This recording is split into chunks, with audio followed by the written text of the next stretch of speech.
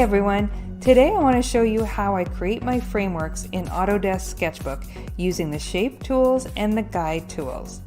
Let's get going. So here's an example of one of the frameworks that I've created in Autodesk Sketchbook. This is what we're going to create today, something similar to this.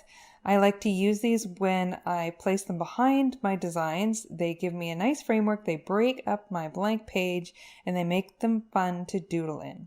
So I'm going to show you how we create something similar to this, but first I'm going to take you back into the gallery and we'll get started from scratch. So when you open up Autodesk Sketchbook, it either opens you up in a previous document that you were working in, or in the initial, or if you've closed it down, it'll open you up in your gallery. So this is my gallery, and you can see I've got other designs here. But I want to create a new canvas. So down here is the plus sign.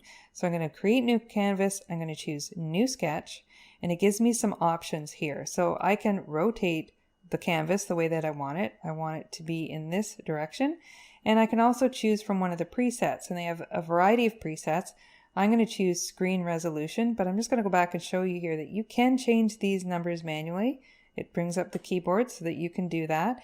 When I do designs that I want to print, say, or if I'm doing them on commission, I usually try to use 300 dpi and up, which I've mentioned in my other tutorials as well as in my classes, and you can work out what you need these pixels to be in depending on whether you want a 300 dpi, a 600 dpi, or whatever it is you're looking for. However, for today, we're going to go with a preset and just use the screen resolution. So once I've chosen that, I'm going to choose create, and I get my canvas. So now we have a nice blank canvas. I like to bring in my grids. You do not need to have grids to do this. I just always love having them in the background. They give me extra guidance when I'm creating my geometric shapes. So I brought in my grid from my photo album. I click done. I go in and lower the opacity right down because I don't want it to really stand out. I don't want it to distract from the drawing. I just want it there as a guide. And then I will lock it down and move it to the bottom of my layers. So this layer here is the one I'm going to work on. I'm going to turn that off so that I can first show you what the shape guides and line tools are about. So we have our shape tools, which has a line, a circle, and a square, and we also over here have our guides. When it's blue, it means it's active, and when it's not, it's off. So if you want anything to be on, you need it to be blue. You can choose a few at the same time, like the symmetry and the shape tool can be chosen at the same time.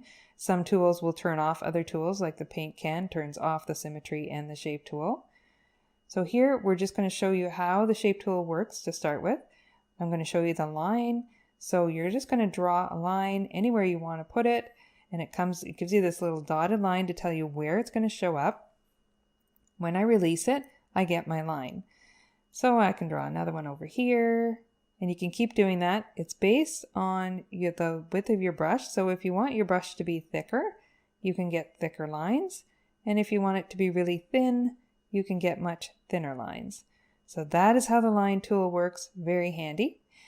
The circle, or oval as they call it, because it creates an oval, it draws from the corner, not from the center. So anywhere I place it, I have my dotted area and it creates the line. So I can do that. Now if I want to change my brush, let's say I want to use the dotted brush, I can create a dotted circle line. So I can make that thicker if I want to. And the square, get rid of those, is the same idea, draws from the corner. And you can make it a rectangle, a square, whatever you want. Same with the dots, you can create, depending on what brush you have. If I go into maybe a brush like that, it's more of solid, but you can play around with the brushes. You can get different looks that way. So we'll go back to my normal brush and we'll get rid of those. So that is the line, circle, and square. The line is the one we're going to be using the most. And now we're going to go into the guides. So into guides, turns blue. The first one I'm going to show you is the ruler. And anywhere you place this ruler, you can move it up and down, and you can rotate it with 2 fingers. And if you double tap, it'll go back to center. So if I move it up here and then I double tap the ruler, it'll come back to center. So that's a handy thing. And it will draw on the guide. So you can draw on either side of the guide. And the nice thing with the guide, you can line that up and I can have perfectly parallel lines spaced evenly. The nice thing with the guide is it will only let you draw on the guide. So see, even though I'm trying to draw down here, nothing, it only draw in that area on the guide itself. So the guides are handy, kind of mistake proof there. And again, you can use the dots and you get a perfectly straight dotted line. So let's get rid of that ruler and I'm going to show you the ellipse tool because this is the one that I use the most. So the ellipse tool, you can rotate it, you can make it bigger and smaller with this one. Up here you can stretch it or condense it down. And if you double tap on this one, it makes it into a perfect circle, which you can make bigger, smaller, and you can pinch as well and rotate. It has a little black center so that you can line it up. So when I have my grid open, I can line that black center up to know exactly where the center of my circle is. And again, I can draw around the outside. So that's the dots, and see I overlap them there. But let's go back to just drawing a normal line.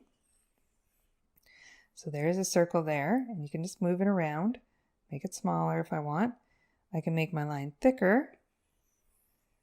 And I'm also, the nice thing with the guides is I'm using a pressure sensitive brush, and that's showing up here. The line isn't perfectly even all the way around, so it gives me that look of a true drawing, a hand drawing. I can use a different brush which is not pressure sensitive, and then I will have a perfectly even line all the way around. So that is how I use the ellipse guide as well.